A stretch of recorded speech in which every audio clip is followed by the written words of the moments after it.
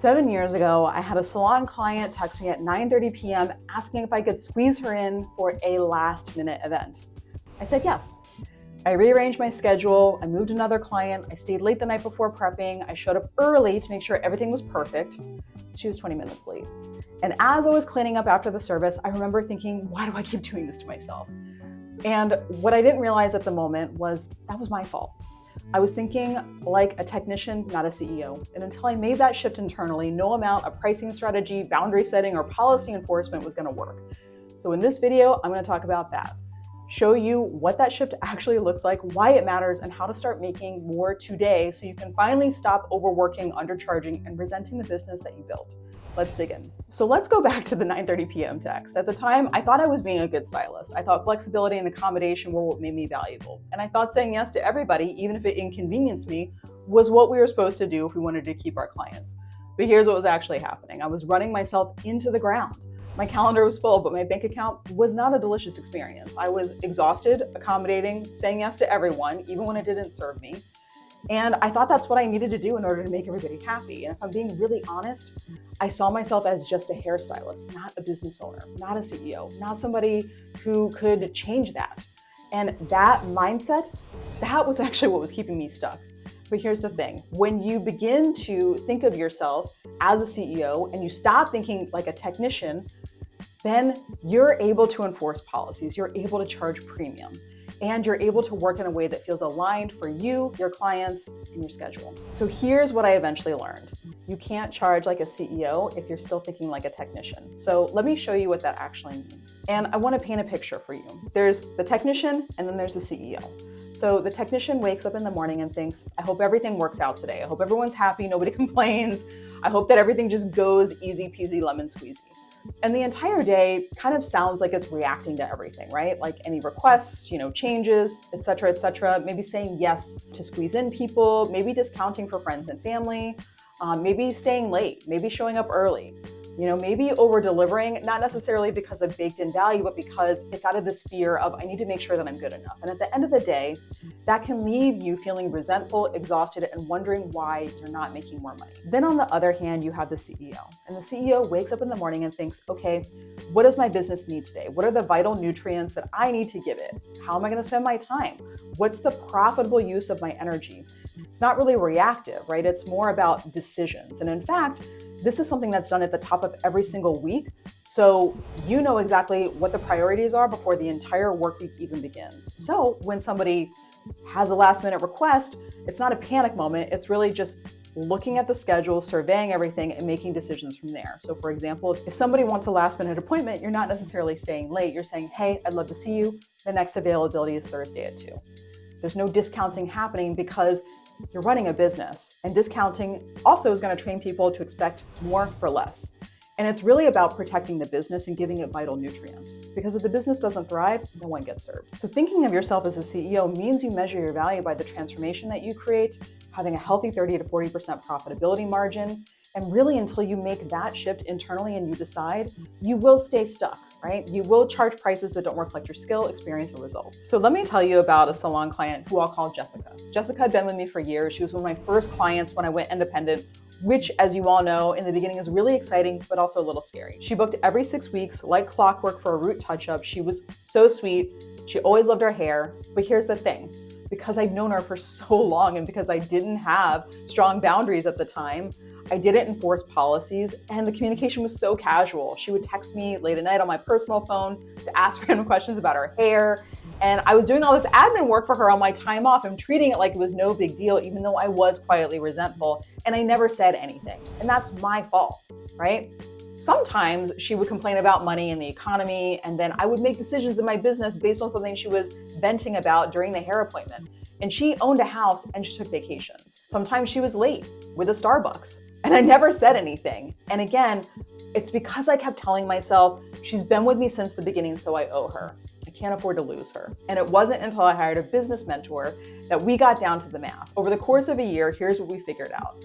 No showing, late canceling 6 times, which cost over $1,200 in lost money. Late to almost every appointment, which cost energetically the experience for all the other clients of the day. Never tipped, which totally somebody's prerogative, but compared to other clients, it adds up.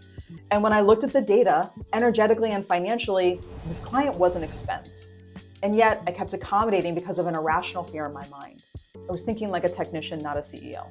So my come to Jesus moment really was when I realized through the help of a mentor that my job wasn't to make all of my clients happy and over accommodate and over attune. It was actually to run a profitable, sustainable business and of course, keep my clients satisfied, but also really stay within the boundaries of the results of that service and my policies. And keeping clients who aren't able to do that, it's not loyalty, it's self-sabotage. So I had to get really clear on how much money that my chair needed to make per hour and then design packages from that. They were value driven, but also profitable. I had to have policies that were super clear in text and email marketing and actually enforce them. I had to stop accommodating behavior that didn't serve my business from myself and my clients. And when I finally did that, that client didn't rebook. But you know what? That's okay, right? That space opened up room for new clients who would value the time, the boundaries, and pay the full rate. And that really is a CEO shift. So I know that you might be thinking, Ashley, I get it, but how do I actually wake up tomorrow morning and all of a sudden flip a switch, right? And that doesn't happen overnight. But here's what I have seen work over and over again. It really starts with the decision. So let me tell you about Maria. Maria had been behind the chair for 12 years. She was talented, experienced, professional, but she was charging the same price as she had been for 4 years when she first got her new salon suite. So when we started working together, I said, listen, based on your area and what's happening right now and your expenses, what do you think you should be charging? And she said, probably $300, but I'm charging 200 and I don't think I can charge another 100. So I asked her the second question, which is that actually true? Do you have evidence? And she said, no, I actually don't. But I've had some clients complain about money over the past couple of months. And I said, how many? She said 5, right?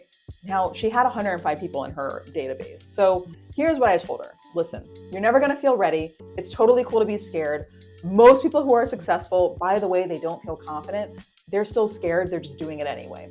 So you're not gonna feel like a CEO until you start acting like one. You have to make the decision first, and over time, that's how the confidence muscle builds up. So we made a plan. We began shifting her a la carte services into profitable packages based on how much she needed to make per hour for the days of the week that she worked, designed a few upsells, even instated a membership to bring in recurring revenue, and we doubled down on offering a signature shampoo experience for her clients to bake in to add more value for every single guest before she raised her prices. And eventually we took that $200 signature service and we didn't go to $300 overnight, but we did raise it to $280. And remember, Maria had not raised her prices for 4 years, so she was well overdue. We designed a proper runway, email, social media to tell clients about the new upgraded experience, get them excited before their next visit. Getting positive feedback from her clients gave her the confidence to finally announce the price increase a month later. And it also allowed her to stick to her changes when one client said they couldn't stay with her. And you know what happened? Out of 105 clients, she lost 2. And that's when she said, I don't know why I waited so long. I feel like a completely different person now. And that's the thing. She was different, not because she suddenly became more skilled or more educated, but it really was stepping into CEO identity. So here's a practical tip I want you to take home. Number 1, change the language that you use about yourself. So for example, if you are saying even internally, I'm just a hairstylist, or I'm not good at business or the math or the tech, I don't know how to charge more, I really want you to start saying internally, I'm a business owner who is learning and growing every single day. I'm learning and growing every single day how to build a profitable business. I'm becoming the kind of person who charges premium. Because if your brain believes what you tell it, then you will start acting like one. Step 2, start making decisions like a CEO and a business owner, even when it feels uncomfortable. The next time somebody asks for a last minute squeeze in, you gotta pause. Don't react. Think to yourself, what would a CEO say here? Because CEOs don't make decisions based on fear. You gotta make decisions based on what serves the health and vitality of the business. Step 3, surround yourself with people who will lift you up and expand you into that identity. And straight up, you really are like the 5 most people that you hang out with. So if everyone around you is complaining, victim mode, right, or not expansive, it's really going to be hard for you to expand, right? You need to get in rooms, literal or virtual, where people are talking about profit margins, client lifetime value, business systems, sales, premium positioning, and marketing, not just techniques and color formulas. Because when you're around people who really think bigger, you will too. I really want to hit this home, okay? You're not going to feel like a CEO until you start acting like one. You're not going to wake up one day and suddenly go, I'm going to charge $500 for services. You're not going to magically stop people pleasing and start enforcing boundaries. But if you decide today, the confidence does catch up, I promise. Because I remember the first time that I said no to a last minute request. I felt so guilty. I kept checking my phone, thinking there was going to be a bad review. But you know what happened? Nothing. She said, no problem, I'll book next week. And that was huge for me, even though it sounds small, but it's because the drama I was so afraid of, it was in my head, which taught me I had to work more on my mindset because I'd been allowing fear to run my business. And most of the time, the majority of your clients aren't going to freak out when you raise your prices or enforce policies, especially when you deliver results and have a top-notch customer experience. You're usually one who's freaking out the most. And I find this usually happens in childhood, where we learn to get our sense of worthiness based on other people's approval of us. So it makes sense that if you've never challenged that, it would naturally spill into the way that we do business. So I truly invite you to just challenge it. Step into CEO identity, because when you do that, everything changes. Your pricing, your boundaries, your client experience, and most importantly, your fulfillment in this business, as well as your bank account. Because you're no longer making decisions on fear, you're making decisions based on what you and your business needs to thrive. And look, I know it's not easy. It means unlearning maybe years of conditioning that told you your value was tied to how many people you could please in the name of service. But here's the thing, you are often the only self-care service that many people regularly invest in. That means you might be the only person in their lives who gives them a hug, washes their hair, makes them feel like the reflection they see in the mirror is beautiful and positive and affirming. Don't forget that. Don't forget the power and the responsibility, and yes, the beauty of what you do. And let's make sure that your business actually reflects that. So if you're sitting here thinking, okay, I'm ready to make this shift, but I need help with the strategy, I created a resource for you. It is a book called Stop the Pricing Panic, and it walks you through exactly how to calculate your minimum profitable price, position yourself as premium, and raise your rates without the fear and the drama. You can grab it in the description below. Remember, you are not just a hairstylist. You are a business owner, you are an expert, you are an authority, and it's time to start acting like one. And if you're feeling ready to step into this new identity, but want to know my 6-step process, I cover all of that in How I Make 20K Months as a Hairstylist, so you can just copy me.